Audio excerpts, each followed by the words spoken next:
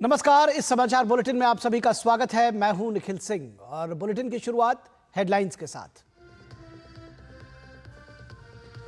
मोदी सरकार ने केंद्रीय कर्मचारियों को दिया तोहफा, 8वें वेतन आयोग के गठन को मंजूरी।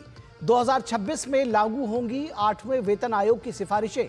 कैबिनेट ने श्रीहरिकोटा में 3,985 करोड़ रुपए की लागत से एक और लॉन्च पैड बनाने को दी मंजूरी।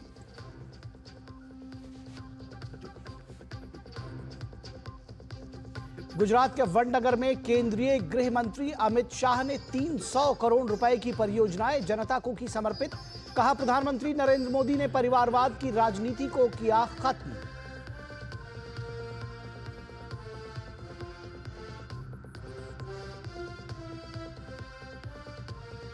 दिल्ली में बढ़ते चुनावी पारे के बीच संदीप दीक्षित, मनीष सिसोदिया, सौरभ भारद्वाज समेत दिग्गजों ने भरा पर्चा। भाजपा ने 9 उम्मीदवारों की चौथी सूची की जारी। ग्रेटर कैलाश से शिखा राय को मिला टिकट।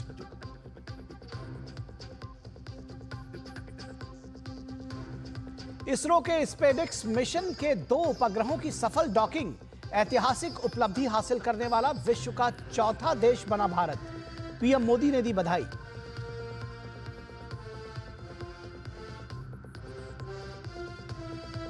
और सिंगापुर के राष्ट्रपति थरमन शनमुगरत्नम का राष्ट्रपति भवन में किया गया औपचारिक स्वागत। राजघाट जाकर किया राष्ट्रपिता को नमन। शाम को प्रधानमंत्री मोदी से करेंगे मुलाकात।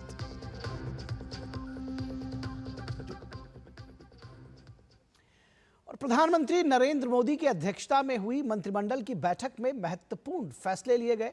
केंद्रीय सूचना और प्रसारण मंत्री अश्विनी वैष्णव ने बताया कि प्रधानमंत्री नरेंद्र मोदी ने 3,985 करोड़ रुपए की लागत से 3rd लॉन्च पैड को मंजूरी दी है। इससे भारत अंतरिक्ष के क्षेत्र में तेजी से आगे बढ़ सकेगा। कैबिनेट में माननीय प्रधानमंत्री जी ने 3,985 करोड़ रुपीस की कॉस्ट से 3rd लॉन्च पैड सैंक्शन किया है, जो कि देश के लिए स्पेस इंफ्रास्ट्रक्चर में बहुत एक इंपॉर्टेंट माइलस्टोन साबित होगा। आप फर्स्ट और सेकंड लॉन्च पैड्स को अगर देखेंगे, उससे कई ज्यादा कैपेसिटी इसकी है। रॉकेट्स को किस तरह से प्लेस करना, 2 रॉकेट्स के बीच में गैप कितना होना चाहिए, ज्यादा थ्रस्ट जहां चाहिए, ज्यादा पावर चाहिए रॉकेट को, उसके हिसाब से उसकी डिजाइन होनी चाहिए। वो सारी की सारी चीजों को ध्यान में रखते हुए 3rd लॉन्च पैड को आज सैंक्शन किया गया है 3,985 करोड़ से। वहीं केंद्रीय मंत्री ने जानकारी दी कि प्रधानमंत्री ने केंद्रीय सरकार के सभी कर्मचारियों के लिए 8वें केंद्रीय वेतन आयोग को मंजूरी दी है। 8वें वेतन आयोग के चेयरमैन और 2 सदस्यों की नियुक्ति जल्द होगी। माननीय प्रधानमंत्री जी ने केंद्र सरकार के सभी कर्मचारियों के लिए 8th सेंट्रल पे कमीशन को मंजूरी दे दी है। 8th सेंट्रल पे कमीशन आप सब जानते हैं 1947 से अब तक 7 पे कमीशंस हुए हैं और प्रधानमंत्री जी ने एक रेगुलर रिदम के साथ पे कमीशन बनाने का जो एक संकल्प लिया है, उसके हिसाब से 2016 में लास्ट पे कमीशन 7th पे कमीशन स्टार्ट हुआ था, तो 2026 में इसका टर्म कंप्लीट होता है। उससे वेल बिफोर 2025 में 8th पे कमीशन स्टैब्लिश करने से सफिशिएंट टाइम मिलेगा so that the recommendations can be received well before the completion of the period of 7th पे कमीशन। और केंद्रीय गृह मंत्री अमित शाह ने गुजरात के वडनगर में करीब 300 करोड़ रुपए की लागत वाले विकास कार्यों का लोकार्पण किया। अमित शाह ने कहा कि हमारा वडनगर सबसे पुरातन शहरों में से एक है और हजारों साल से वडनगर की यात्रा चली आ रही है। सरकार के प्रयासों से वडनगर में पुरातत्व अनुभव संग्रहालय, प्रेरणा संकुल और स्पोर्ट्स कॉम्प्लेक्स का पुनरुत्थान किया जाएगा। हमारा वडनगर सबसे पुरातन शहरों में से एक शहर, जिसने अपनी अक्षुण्णता और जीवंतता के कारण देश के हर काल की संस्कृति की और संस्कार को प्रभावित करने का काम किया। हजारों साल से अनथक रूप से ये वडनगर की यात्रा चलती गई और 2500 साल से पुराने तो हमारे पास इसका प्रमाण भी है। और केंद्रीय गृह मंत्री ने कहा कि यह संग्रहालय वडनगर के इतिहास और शिक्षा में योगदान को उजागर करता है।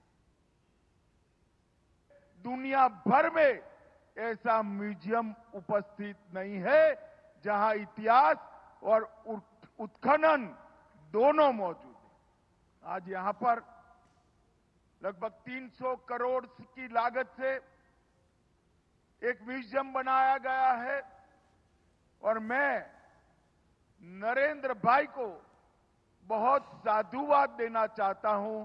इन्होंने ये परिकल्पना कर न केवल वडनगर, गुजरात और देश की संस्कृति को दुनिया के नक्शे पर रखने का काम किया है। अमित शाह ने प्रेरणा संकुल परिसर का उद्घाटन करते हुए कहा कि इसी स्कूल में आने वाली पीढ़ी अपना भविष्य का निर्माण करेगी। मैंने प्रेरणा संकुल परिसर का भी औपचारिक उद्घाटन किया, जिस स्कूल के अंदर नरेंद्र मोदी जी ने प्राथमिक शिक्षा प्राप्त करी, वहां आज देश भर के बच्चे इसी रास्ते पर चलने की शिक्षा प्राप्त करने के लिए आ रहे हैं। ये प्रेरणा संकुल आने वाले देश के भविष्य में कई ऐसे बड़े व्यक्तियों का योगदान देने का काम करेगा।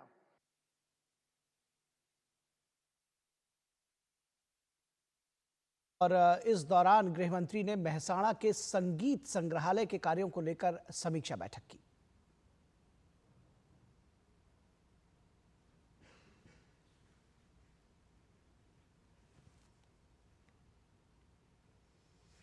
और उपराष्ट्रपति जगदीप धनखड़ ने आज मुख्य अतिथि के रूप में कर्नाटक के धारवाड़ के कृषि महाविद्यालय के अमृत महोत्सव और पूर्व छात्र मिलन समारोह के उद्घाटन समारोह की अध्यक्षता की।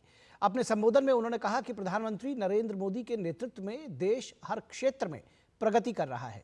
उपराष्ट्रपति ने कहा कि देश की प्रगति में कृषि का भी महत्वपूर्ण योगदान है। प्रधानमंत्री जी ने देश में एक वायुमंडल पैदा कर दिया, ये दिल मांगे मोर। We have become a nation of high expectations. And in this era of high expectations, there has to be full contribution of the farm sector. Farm sector is primarily driven by institutions like yours. Mahatma Gandhi realized the importance of farm sector and called it India's economic backbone. This is more relevant today than ever before. और दिल्ली विधानसभा चुनाव को लेकर सरगर्मियां तेज हो चली हैं। चुनाव को लेकर सभी दल तैयारियों में जुटा हुए हैं। जनता के बीच में लगातार ये दल पहुंच रहे हैं और इसी कड़ी में भाजपा ने अपने प्रत्याशियों की चौथी सूची भी जारी कर दी है। चौथी सूची में भाजपा ने कुल 9 सीटों के लिए अपने उम्मीदवारों का ऐलान किया है। भाजपा ने बवाना विधानसभा क्षेत्र से रविंद्र कुमार, वजीरपुर से पूनम शर्मा, दिल्ली कैंट से भुवन तंवर, संगम विहार से चंदन कुमार चौधरी, ग्रेटर कैलाश से शिखा राय को चुनावी मैदान में उतारने का फैसला किया है।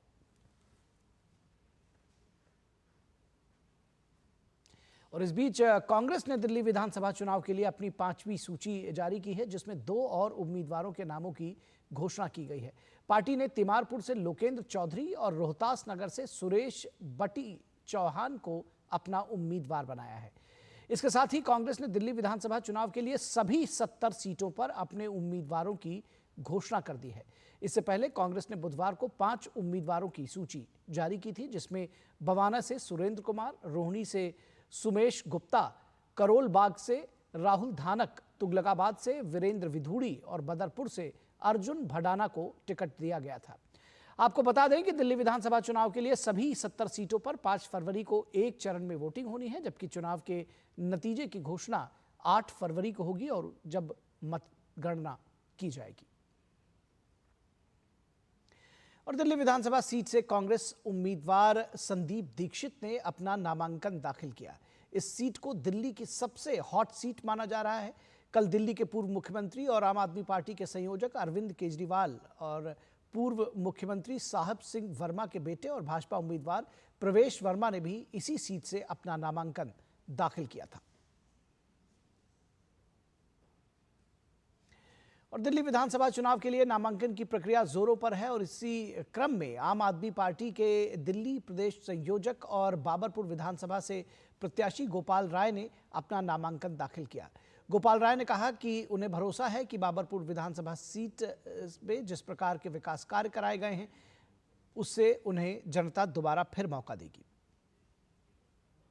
बाबरपुर विधानसभा के लोगों को मैं धन्यवाद करना चाहता हूं। उन्होंने 2 बार मुझे चुनाव जिता करके प्रतिनिधि बनाया। इस बार फिर हमने आज नामांकन किया है आम आदमी पार्टी की तरफ से। मुझे भरोसा है बाबरपुर विधानसभा में जिस तरह से विकास कार्य हुए हैं, काम के लिए लोग दोबारा हमसे फिर से मौका देंगे। और दिल्ली के पूर्व उप मुख्यमंत्री और आम आदमी पार्टी के विधायक मनीष सिसोदिया ने जंगपुरा विधानसभा सीट से अपना नामांकन दाखिल किया। मनीष सिसोदिया ने कहा कि जंगपुरा से विधायक चुने जाने पर वो वहां की जनता के सुख दुख में उनका साथ देंगे। जंगपुरा विधानसभा से आम आदमी पार्टी के उम्मीदवार के रूप में अरविंद केजरीवाल जी के एक सिपाही के रूप में मैंने नामांकन दाखिल किया है और इस विश्वास पर दाखिल किया है कि जंगपुरा के लोग, जंगपुरा का एक एक भाई, एक एक बहन वही प्यार और सम्मान अपने इस भाई को देंगे जो पिछले 10 साल से आम आदमी पार्टी को देते रहे हैं। तो मनीष सिसोदिया दरअसल पहले पटपटगंज से विधायक थे, लेकिन इस बार उन्होंने पटपटगंज की सीट छोड़ दी और अब वो जंगपुरा में जोर आजमाइश के लिए आए हैं। और दिल्ली के मुख्यमंत्री आतिशी और आम आदमी पार्टी के नेता संजय सिंह को राउज एवेन्यू कोर्ट ने नोटिस जारी किया है। कोर्ट ने यह नोटिस कांग्रेस नेता संदीप दीक्षित की ओर से दायर मानहानि केस की सुनवाई करते हुए किया है। संदीप दीक्षित ने दोनों नेताओं के खिलाफ आपराधिक मानहानि की शिकायत की है। संदीप दीक्षित का आरोप है कि आप नेताओं ने उन पर बिना किसी आधार के भाजपा से पैसे लेकर और भाजपा से घूस लेने का आरोप लगाया है, जिससे उनकी प्रतिष्ठा को नुकसान पहुंचा है। इस मामले की अगली सुनवाई 27 जनवरी को होगी। और अडानी समूह पर रिपोर्ट प्रकाशित करने को लेकर विवादों में रही अमेरिकी short selling firm Hindenburg research company बंद होने जा रही है। बुधवार देर रात कंपनी के फाउंडर नॉर्थन एंडरसन ने इसकी घोषणा की। हालांकि एंडरसन ने कंपनी बंद करने का कोई विशेष कारण नहीं बताया है। एंडरसन ने कहा कि उन्होंने हिंडनबर्ग रिसर्च को भंग करने का निर्णय लिया है। यह फैसला काफी बातचीत और सोच कर लिया गया है। आगे उन्होंने बताया कि प्लानिंग ये थी कि हम जिन विचारों पर काम कर रहे हैं उनके पूरा होते ही इसे बंद कर दिया जाएगा। आपको बता दें कि हिंडनबर्ग रिसर्च कंपनी की शुरुआत वर्ष 2017 में हुई थी। उसके बाद से कंपनी ने अमेरिका और कनाडा की करीब 10 बड़ी कंपनियों के खिलाफ बड़े खुलासे किए थे। भारत में हिंडनबर्ग रिसर्च सक्रिय रूप से अडानी समूह पर रिपोर्ट प्रकाशित कर रहा था और भारत में कंपनी की कड़ी आलोचना भी की गई थी।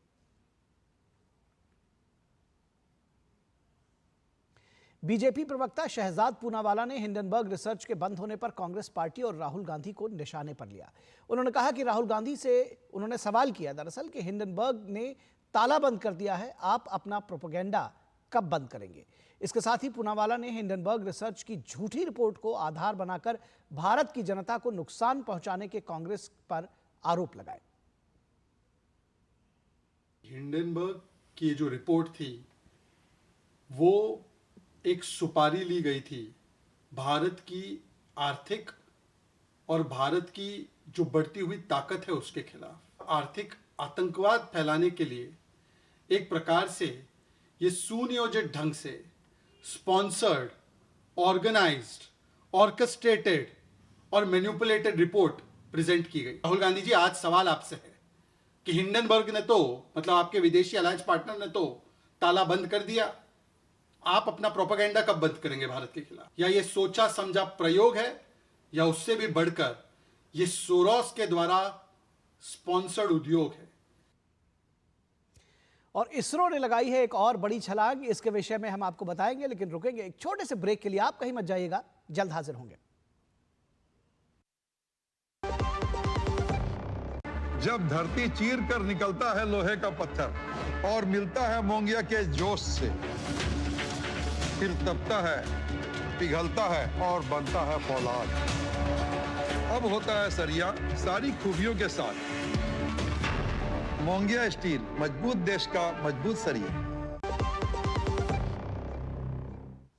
ब्रेक के बाद एक बार फिर आप सभी का स्वागत है और खबर इसरो की सफलता से जुड़ी हुई। भारतीय अंतरिक्ष अनुसंधान संगठन यानी इसरो ने एक बड़ा मुकाम हासिल कर लिया है।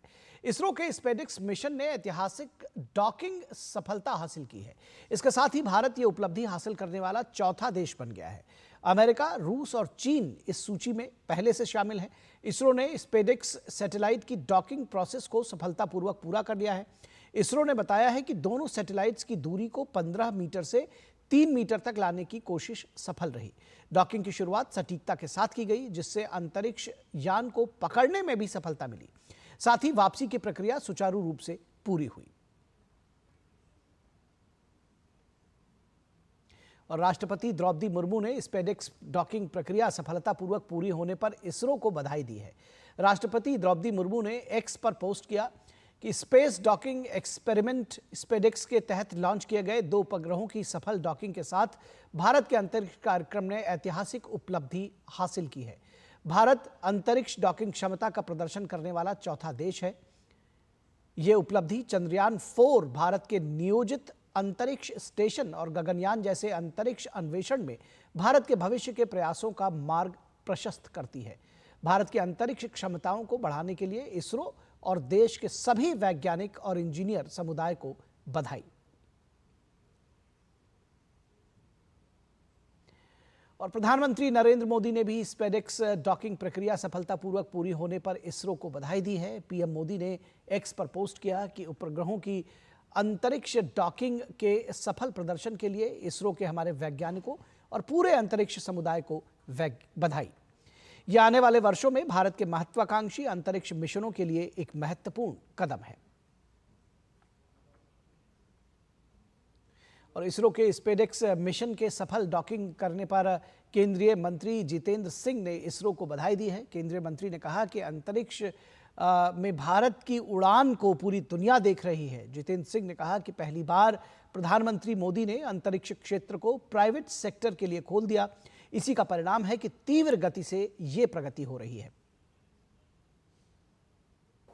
टीम इसरो बधाई की पात्र है और साथ में आभार प्रकट करना है प्रधानमंत्री श्री नरेंद्र मोदी जी ने, जिन्होंने एक एनेबलिंग हमें मिली दिया कि ये सब संभव हो सका। इसका ये महत्व है कि ये जो डॉकिंग और अनडॉकिंग की कैपेबिलिटी है, हमारी ये योजना है कि भारत अंतरिक्ष स्टेशन होगा एक, जो हमारा स्पेस में एक अपना एक लैब, एक अंतरिक्ष स्टेशन रहेगा। वहाँ अगर आवाजाही करनी है, जाना है, आना, तो कैसे होगा अगर डॉकिंग अनडॉकिंग नहीं होगी। इसी प्रकार हमारा क्रूड मिशन रहेगा, जिसमें भारतीय मूल का व्यक्ति अंतरिक्ष में जाएगा या फिर कल चांद की धरती पर उतरेगा, उसके लिए भी डॉकिंग अनडॉकिंग चाहिए आवाजाही के लिए। या कुछ सैंपल्स हैं जो पहले चंद्रयान 3 के हैं, उसको वापस लाना है धरती पर आगे के टेस्ट, उसके लिए भी तो ये एक ऐसी कैपेबिलिटी थी, एक ऐसी क्षमता थी जिसके बिना हमारी आगे की प्रगति रुक जाती। और अब हम उसी प्रकार से क्षमतावान हैं जैसे कोई भी और देश। तो स्पेडिक्स मिशन के तहत सफल डॉकिंग पर इसरो को बधाइयों का तांता लगा हुआ है। इसरो की इस उपलब्धि पर विदेश मंत्री डॉक्टर एस जयशंकर ने बधाई देते हुए सोशल मीडिया साइट एक्स पर लिखा कि भारत की अंतरिक्ष अन्वेषण यात्रा के लिए एक महत्वपूर्ण मील का पत्थर स्पेडिक्स मिशन द्वारा उपग्रहों की सफल डॉकिंग के लिए इसरो के हमारे प्रतिभाशाली वैज्ञानिकों और अंतरिक्ष इंजीनियरों को बधाई।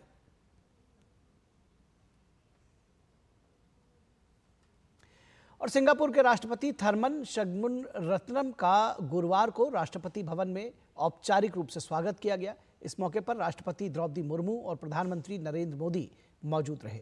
सिंगापुर के राष्ट्रपति थरमन शनमुगरत्नम ने इस दौरान कहा कि भारत 1965 में सिंगापुर की स्वतंत्रता को मान्यता देने वाले पहले कुछ देशों में से एक था। तब से भारत सिंगापुर के रिश्ते तेजी से मजबूत हुए हैं।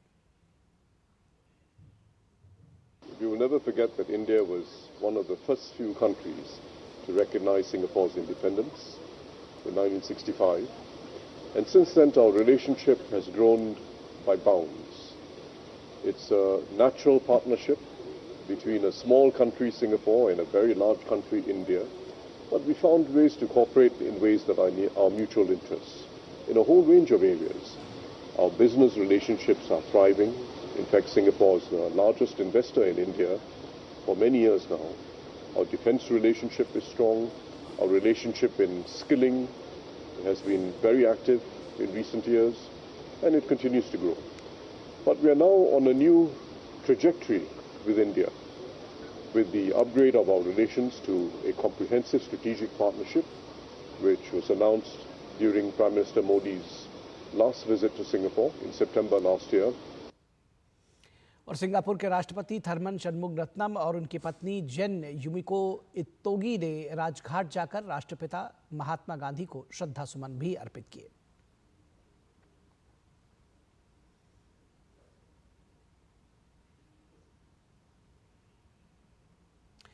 और एक अज्ञात शख्स ने बॉलीवुड एक्टर सैफ अली खान पर उनके मुंबई स्थित घर पर घुसकर रात के 2 बजे धारदार हथियार से हमला कर दिया। फिल्म अभिनेता सैफ अली खान पर हमले और उनके स्वास्थ्य के विषय में उनकी टीम ने जानकारी साझा की है। टीम का कहना है कि सैफ के घर पर चोरी के प्रयास में वो चाकू से घायल हो गए। सैफ अली खान के शरीर पर 6 वार किए गए।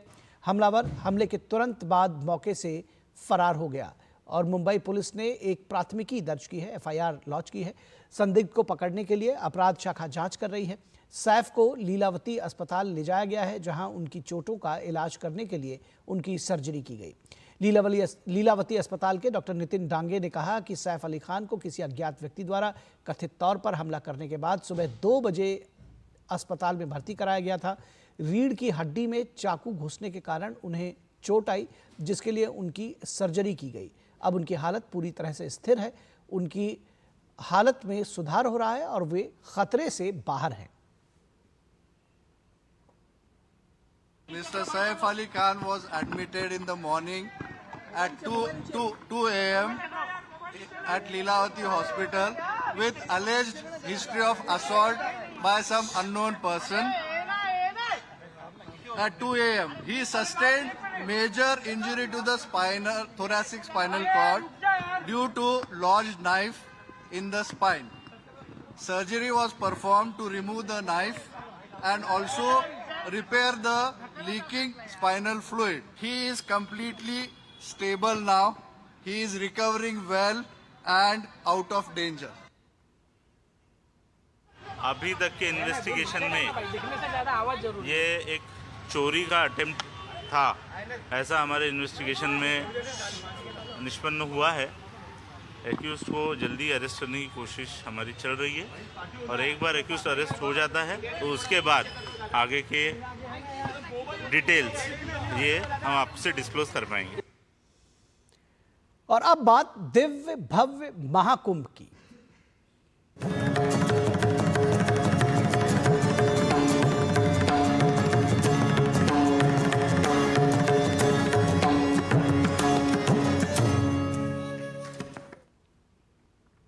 और महापर्व महाकुंभ के लिए करोड़ों श्रद्धालु प्रयागराज पहुंच रहे हैं। महाकुंभ सिर्फ एक आयोजन नहीं है, यह मानवता की शाश्वत भक्ति का प्रमाण है, आध्यात्मिक एकता का उत्सव है और उसके सुचारू और सुरक्षित संचालन सुनिश्चित करने के लिए उत्तर प्रदेश सरकार ने युद्ध स्तर पर पुलिस प्रशासन को लगाया है।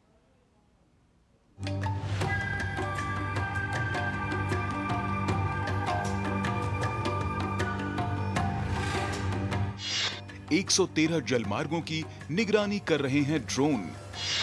100 मीटर की गहराई तक काम कर रहे हैं अंडर वाटर ड्रोन। संदिग्ध गतिविधि या घटना के बारे में सटीक जानकारी दे रहे हैं ड्रोन। इसे असीमित दूरी तक संचालित किया जा सकता है।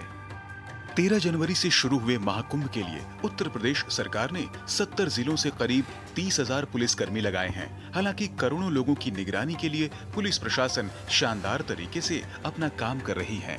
लगातार निगरानी के लिए सरकार ने इसी क्रम में एक ठोस कदम उठाते हुए अंडर वाटर ड्रोन की तकनीक पुलिस प्रशासन को दी है, जिससे हर समय लोगों पर निगरानी रखी जा सके, खासकर तब जब लाखों श्रद्धालु गंगा, यमुना और सरस्वती नदियों के संगम पर डुबकी लगाने के लिए घाटों पर इकट्ठा होते हैं। We have an underwater drone which caters to this need to keep an eye on any kind of security intervention which takes place, and also for disaster management. So for that also we have underwater drones providing us the required service. Under water drone दिन रात 113 जलमार्गों की निगरानी कर रहे हैं। विशेष रूप से ये ड्रोन उन्नत तकनीक से लैस हैं, जो उन्हें कम रोशनी की स्थिति में प्रभावी ढंग से काम करने की अनुमति देते हैं, जिससे लक्ष्य की सटीक ट्रैकिंग सुनिश्चित होती है।